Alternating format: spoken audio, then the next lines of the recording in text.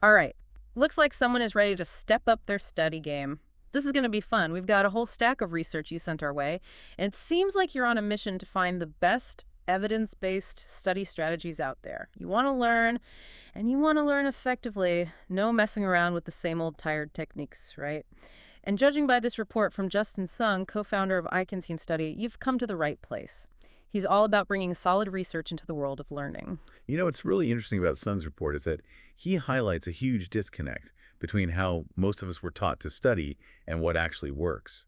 He points out that the classic methods, like highlighting and rereading, they're just not that efficient, especially when you consider the demands of higher education and the constantly evolving workplace these days. Yeah, no kidding. I can definitely relate to feeling overwhelmed by information overload. It's like I'm drowning in facts and figures sometimes. It's good to know I'm not alone in this. Oh, you're definitely not alone.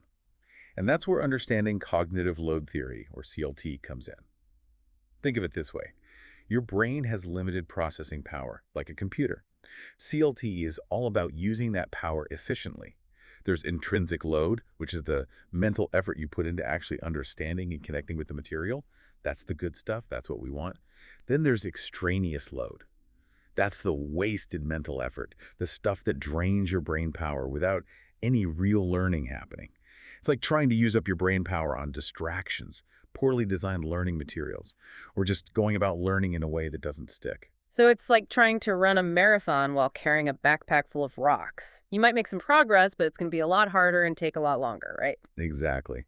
And that's where Sung's work gets really interesting. He dives into specific techniques to help minimize that extraneous load, making studying feel less mentally draining and actually more effective. But before we get into those strategies, let's talk about the kind of learning Sung champions. Well, he definitely doesn't seem to be a fan of just rote memorization. Right. Rote learning might get you through a quiz or two, but it's what's considered lower order thinking. Sung wants us to aim higher. He wants us to engage in higher order learning, where we're not just memorizing facts, we're evaluating information, making connections, and applying what we know in new and creative ways. That makes sense, but higher order learning sounds a lot harder than just memorizing flashcards. Honestly, sometimes those simpler methods feel easier, even if I know deep down they're not the best way to learn. You've hit on a key point there. Sung addresses this directly with something he calls the misinterpreted effort hypothesis. It's this idea that we often shy away from more effective learning strategies simply because they feel more challenging up front. We might even convince ourselves that the harder methods aren't worth the effort. But here's the catch. Wait, so you're saying even if something feels harder to learn, it might actually be more effective? That's kind of counterintuitive. It is. But research suggests that embracing that initial difficulty actually leads to stronger learning in the long run. Think of it like building muscle. It takes effort, but the results are worth it. So we need to reframe our thinking, embrace the challenge. But how do we actually motivate ourselves to do that? Well, research from Bars and Wijnia suggests that our motivation plays a crucial role. The more we believe in the value of what we're learning and the more we see the connection between effort and results, the more likely we are to push through that initial difficulty. What's even more interesting is that we can actually train ourselves to respond positively to effort rather than avoiding it. Okay, got it. Mindset shift, check.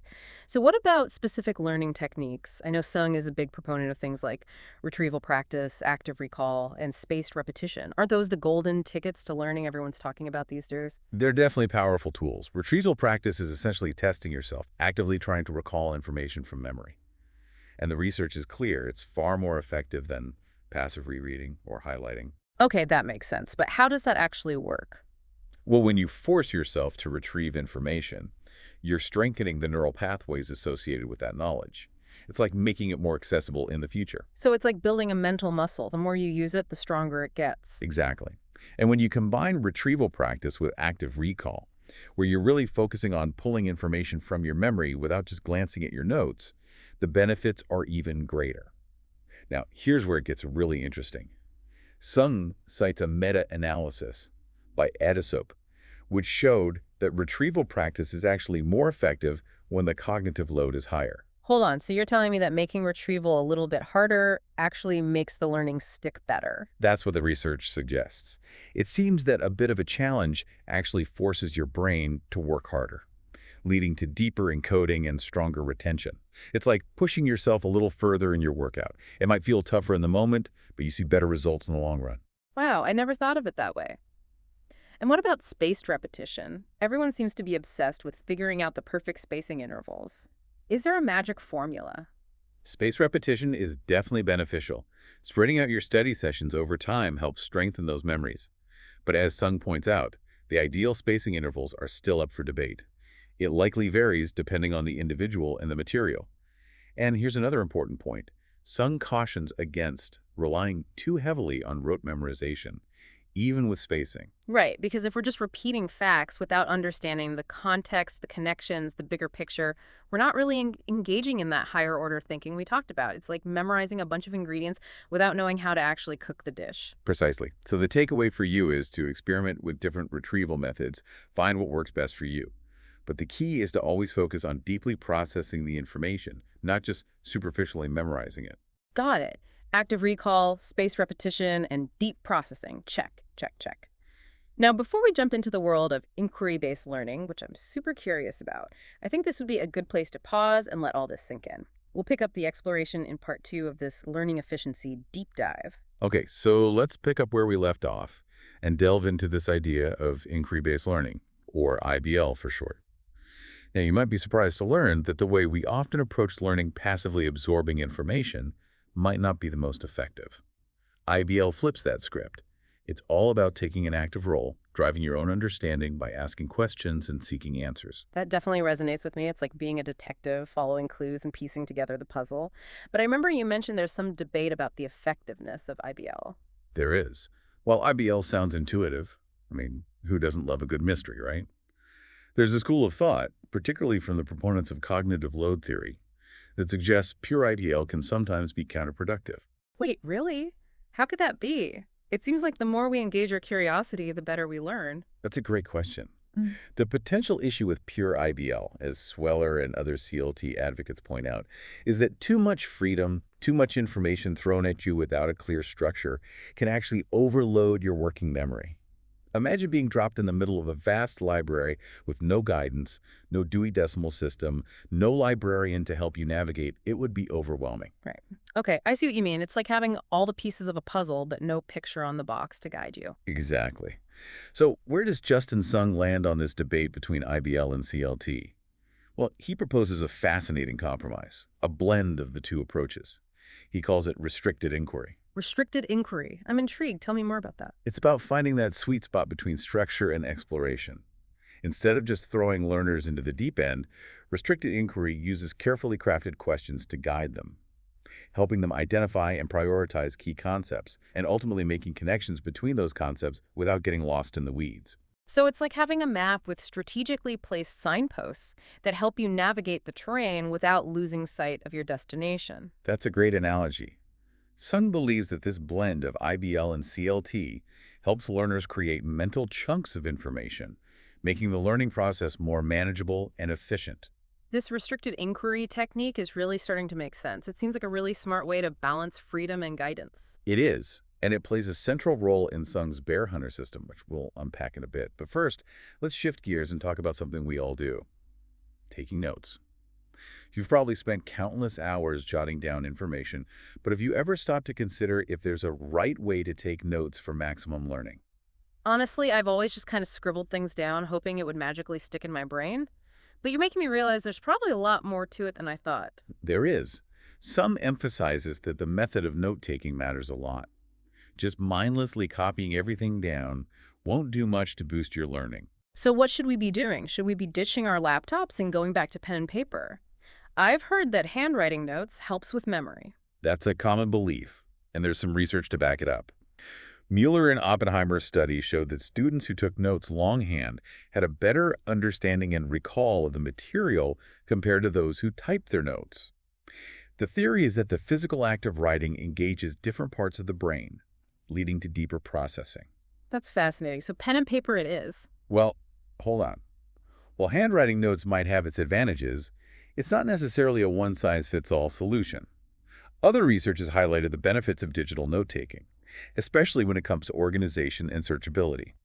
Ultimately, the key is to find what works best for you. So it's less about the tool and more about how we're using it. Exactly. And regardless of whether you prefer pen and paper or a digital device, the structure of your notes is crucial. Sung and a lot of research points to the power of structured, organized notes. Think outlines, headings, bullet points, anything that helps create a clear hierarchy of information. So it's like creating a mental roadmap, not just a transcript of what was said. Precisely. And here's where it connects back to cognitive load verbatim notes, where you're Hmm. just copying down everything word for word. Don't force your brain to do much heavy lifting. Structured notes, on the other hand, require you to actively process the information, select the key points, and organize them in a way that makes sense to you. That process of selection and organization is what really strengthens the encoding and retention of the information. Okay, I'm starting to see the bigger picture here. It's not just about taking notes, it's about taking smart notes, notes that engage our brains and help us make sense of the material. This all seems to lead into Sung's system, the bear hunter system, right? What's the story behind that name? Ah, the bear hunter system. The name is a nod to our innate problem-solving abilities.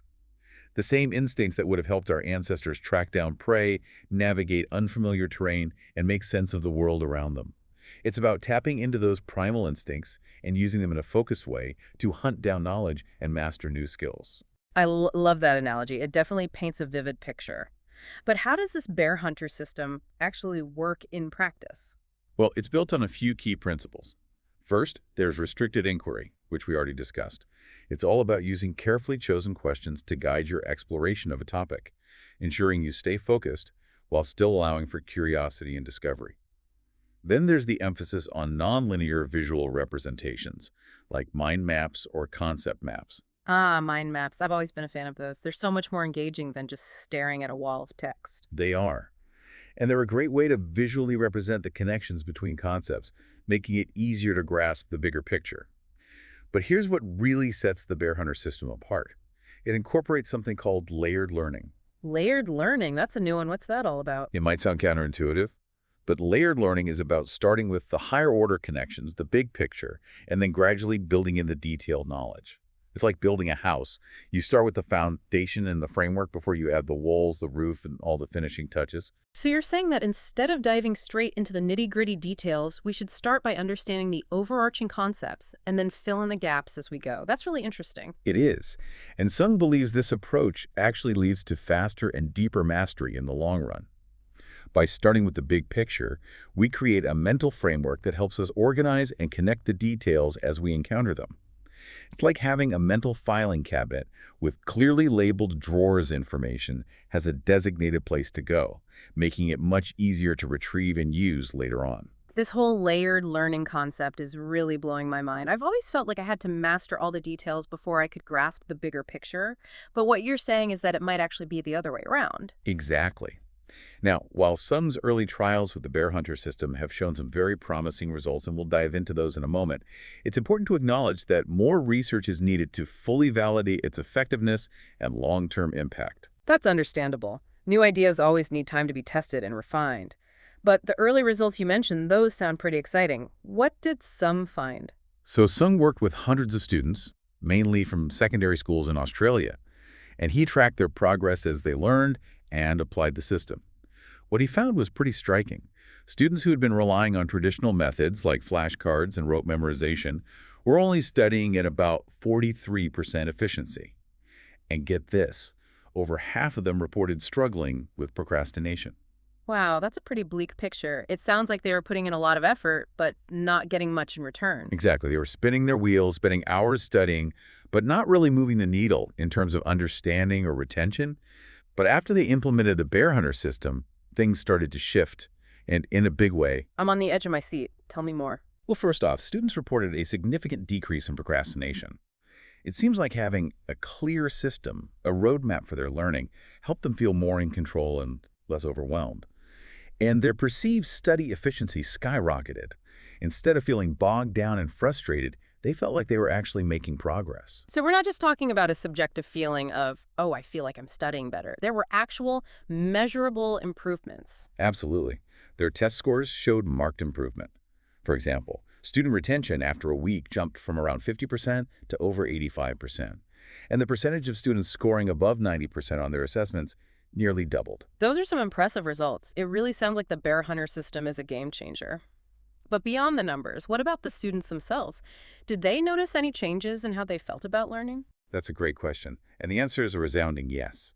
Beyond the improvements in their grades, students reported feeling much more confident in their ability to learn and achieve their academic goals.